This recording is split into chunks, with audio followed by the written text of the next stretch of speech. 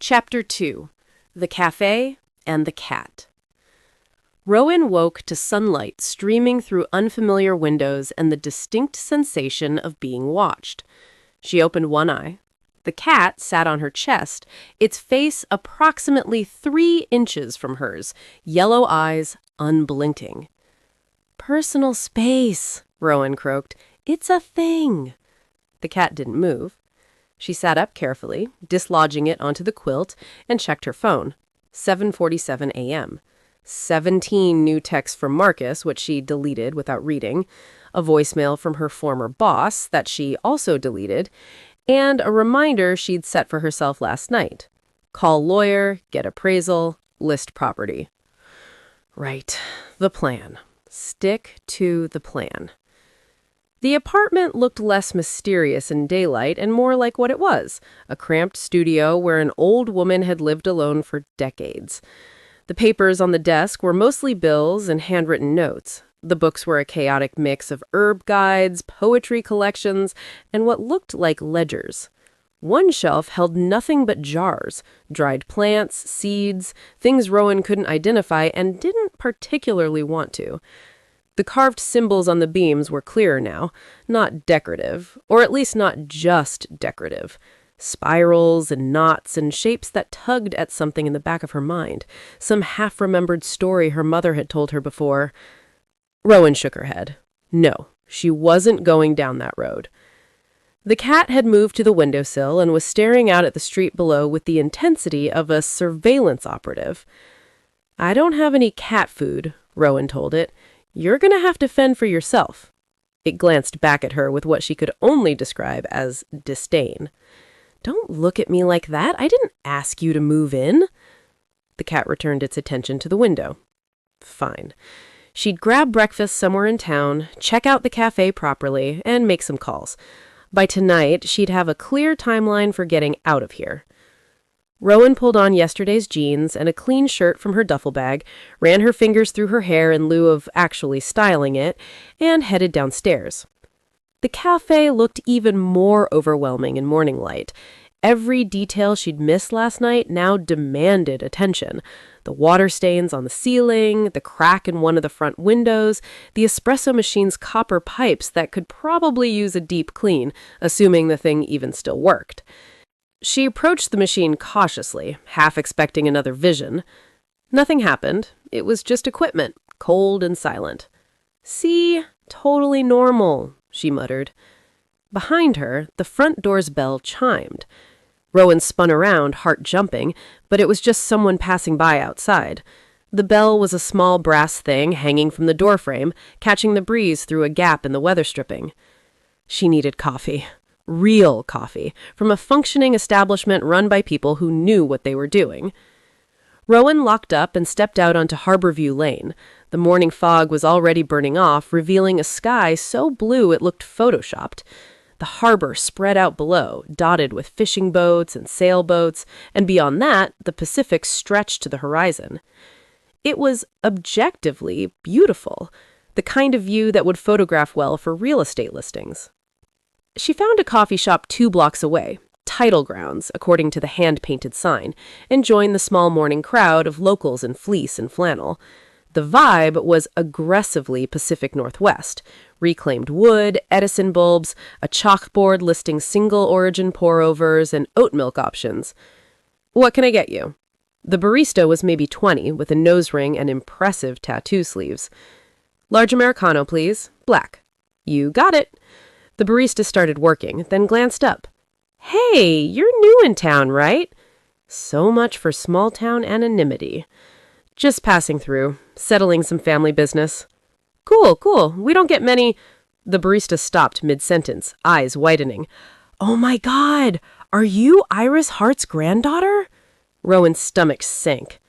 "How did you—" "You look just like her. Same eyes, same—" The barista gestured vaguely at Rowan's face. "Everyone's been wondering what would happen to Moonrise. That place has been closed for like 6 weeks, and people are losing it. Best coffee in town, hands down." A woman waiting for her drink turned around. She was maybe 60, with steel gray hair and a long braid, and the weathered face that came from decades of sun and sea air. "You're opening it back up, aren't you?" I don't really...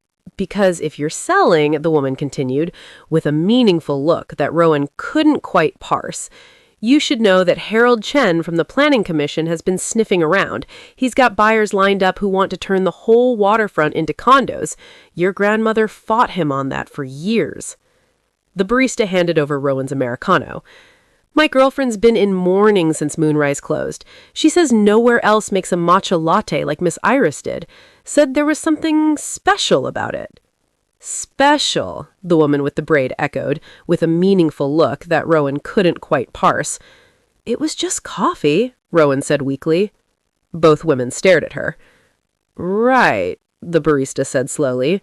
"Just coffee. Sure."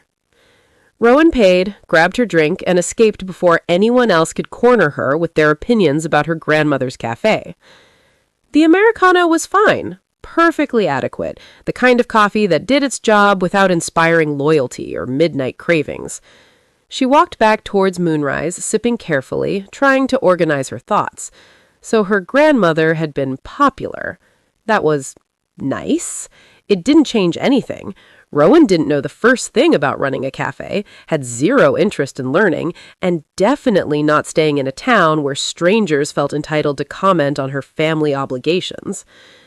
When she rounded the corner onto Harborview Lane, someone was sitting on the bench outside the pottery studio, watching Moonrise's front door. A girl, no, probably 19 or 20, with dark brown skin, box braids pulled into a high ponytail, and a phone in her hand. She wore black jeans, Doc Martens, and an oversized hoodie that said "Witches Get Stitches" in Gothic lettering. She looked up as Rowan approached, and her face transformed with hope. "Oh, thank God.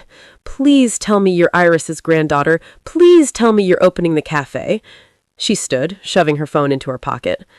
"I'm Nia. I worked here. Well, I work here. Worked? Work? Tense is complicated when your workplace is in limbo. I'm Rowan, and I know you probably want to sell, and I get it. Family business from someone you didn't really know. That's weird and complicated." But Nia took a breath. Moonrise is important, like really important, not just because the coffee is amazing, which it is, but because this town needs it. Miss Iris knew that. Rowan's head started to hurt. "I appreciate that you cared about my grandmother, but..." "It's not just about sentiment."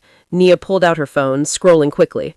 "Look, I've been running the numbers. Moonrise had steady revenue, loyal customers, and practically zero overhead because Miss Iris owned the building outright, which you do now.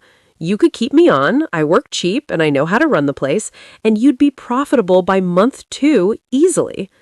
You made a spreadsheet. I made 3 spreadsheets. Want to see the 5-year projections?" Despite herself, Rowan was impressed.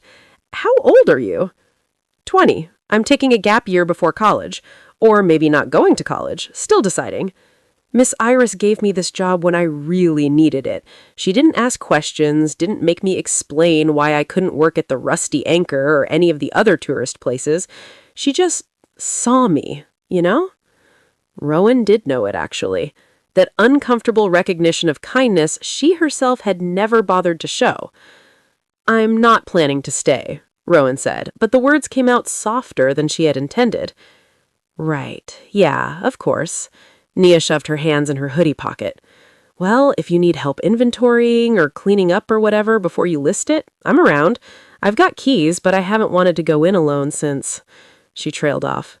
It feels wrong without Miss Iris. Something in Rowan's chest twisted. She took a sip of her mediocre Americano to avoid responding. "Here." Nia pulled out a Sharpie and grabbed Rowan's cup, scribbling a number on it. "That's my cell. Text me if you want help, or if you change your mind, or if you just want someone to show you around town." "Thanks," Rowan managed. Nia nodded and headed down the street, Doc Martens thudding against the pavement. She looked back once, waved, and disappeared around the corner. Rowan was standing alone on the empty street, holding her cooling coffee and feeling like the villain in a story she hadn't agreed to be a part of. Her phone buzzed. A text from the lawyer. "Hope you arrived safely. Let me know if you need anything. FYI, there's some documentation in Iris's desk you should review. Insurance papers, property deed, etc." Right, documentation. She could do that.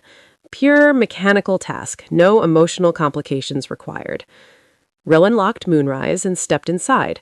The morning light through the front windows made the dust motes dance like something out of a fairy tale. She walked to the desk tucked in the corner behind the counter, an old roll-top model that looked like it predated electricity. The top was already open. Inside, stacks of papers, folders, envelopes bound with rubber bands, and in the center, a leather-bound book that definitely wasn't insurance documentation. Rowan pulled it out. The leather was soft with age, the cover unmarked except for a small symbol pressed into the lower right corner, the same spiral she'd seen carved in the apartment beams.